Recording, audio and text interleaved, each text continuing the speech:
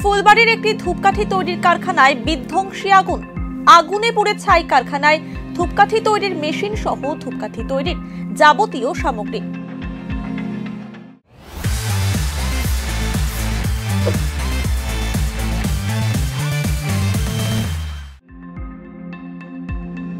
রবিবার দুপুর নাগাদ ঘটনাটি ঘটেছে ফুলবাড়ির ২ নম্বর গ্রাম পঞ্চায়েতের চতুরাগজ এলাকায়।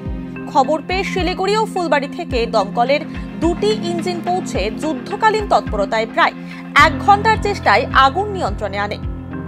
কারখানার মালিক জানায়, কারখানাটি ৩ মাস যাবৎ বন্ধ ছিল। আজ হঠাৎ কারখানায় আগুন লাগার খবর পেয়ে ছুটে আসি। পুরা মাঠে আগুন লাগাইছে, বাইরে ঘাস জ্বালানোর জন্য বাইরে থেকে আসছে। কারখানা তো বন্ধ। কবে থেকে বন্ধ? 3 মাস হয়ে গেছে কারখানা বন্ধ, লাইন সব কাটা আমার এখানে। আচ্ছা, তো এখন ক্ষয়ক্ষতি কি দেখলেন এসে?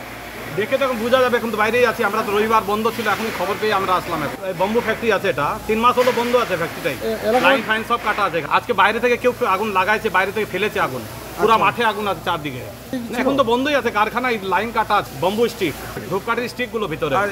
এখন বোঝা যাচ্ছে না, এখন হলে সব তো মোটর সব জ্বলে গেছে, তার সব জ্বলে গেছে, মাল তো পিছনে ছিল, এখনো আগুন। এটা তো ধূপকাঠি কারখানা। মালিকের মুখে শুনলাম যে 3 মাস থেকে ফ্যাক্টরি বন্ধ আছে, এখানে কেউ ছিল না। ধূপকাঠির কাঠিগুলা তৈরি হতো আর কি। এখন তো ফায়ার ব্রিগেড আসছে, পুলিশ আসে, নিবাইলো আগুন। আর আগে তো প্রচুর ভয়াবহ ছিল, এখন শান্ত হয়ে গেছে। মোটামুটি ঘন্টা খানিক হয়ে গেল। এটা একটা ধূপকাঠি ফ্যাক্টরি, যে স্টিক বানায় ওই মালটা আছে, র ম্যাটেরিয়ালটা ওগুলো আছে, ঠিক আছে। আমরা এসে দেখি পুরো দাদা করে জ্বলছে, ম্যাক্সিমাম 15,000 স্কোয়ার ফিট, বিশাল এলাকা ধরে, ঠিক আছে। কে লাগিয়েছে বা কীভাবে লাগলো সেটা বলা যাচ্ছে না। কাজ চলছে এখনো, আগুন আন্ডার কন্ট্রোলে আছে।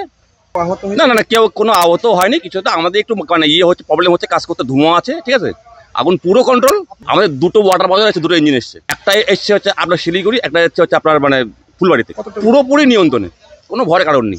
15,000 স্কোয়ার ফিট এখন আগুন নিয়ন্ত্রণে, ভয়ের কোনো কারণ নেই। কারণ আউটসাইডে কোনো বাড়িঘর নেই, ঠিক আছে। ওপেন প্লেসই আছে, ভয়ের কোনো কারণ নেই।